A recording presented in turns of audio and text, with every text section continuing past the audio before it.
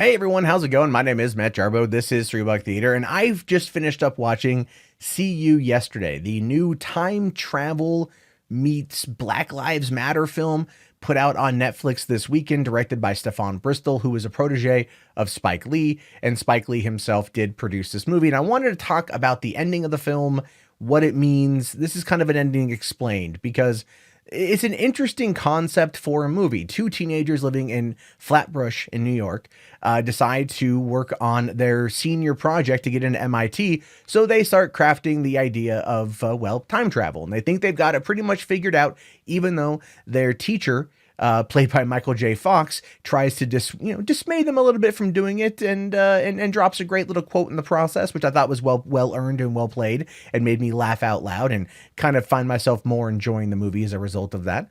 And so the two teens, CJ and Bastion, they have to ramp this up when CJ's older brother gets shot and killed by NYPD after being mistaken for a dude who robbed a bodega around the corner. And this, of course, sets in motion a whole bunch of time travel that leads to more and more problems. Even Bastion ends up getting killed at one point, forcing CJ to basically figure out a way to go back and reset everything while saving everyone that she loves in the process. And at the end of it, you don't really know anything because she just leaves Bastion and goes back to save everyone one more time, leaving it ambiguous as to whether or not she actually was able to complete her mission. And that was a very interesting way to end the movie, in my opinion. So the concept of time travel here, it was explained a little bit. They are able to go back through a wormhole for approximately 10 minutes every time. But they realize that one of the problems is that when they go back, they're going to then run into their past self, because it doesn't alter the timeline. It doesn't create a new alternate reality as we would have seen in, let's say, Avengers Endgame, but it does seem to follow all the other time travel logistics set by movies before it, like Back to the Future and Time Cop and all the other movies, Hot Tub Time Machine, all the other movies before it. So they're able to figure out a way by using another friend of theirs, another science friend of theirs, who had these gold-plated gold spray painted motherboards as a way to increase the power to create a time splice in order to basically reset the timeline and to not run into their past selves. There's not a lot of explanation that makes a lot of sense there. They just go, hey, we admit to time travel, but we're worried about running into our past selves. So instead of going to a different part of town and treating it like Back to the Future 2, we're just going to go to this dude who's got a crush on the main chick, get these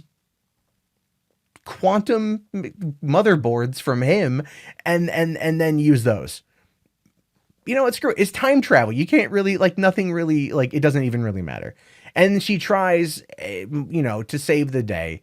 And at the end of it, loses her brother again, even though he sacrifices himself when he believes her. That's the thing that I thought was interesting, is he sacrificed himself in order to protect his sister, protect her best friend. And that possibly is exactly where time is supposed to be. And now that's how I interpreted that ending of the movie, was that the older brother knew that was his fate. His fate was to die that day in order to propel his sister to complete her work and then to create time travel. And that was his sacrifice for the ultimate greater good. But she doesn't realize that. And that's kind of where the movie leaves us, is she's still lost and torn and distraught and angry and upset and wants to go back to find a way to save it. And the way I view it is that she'll continuously go back and go back and go back and go back ad infinitum, just because she wants to try to protect everyone, and realizing that the more she does this, the more she's going to alter the timeline, and the more she's going to just realize that no matter what,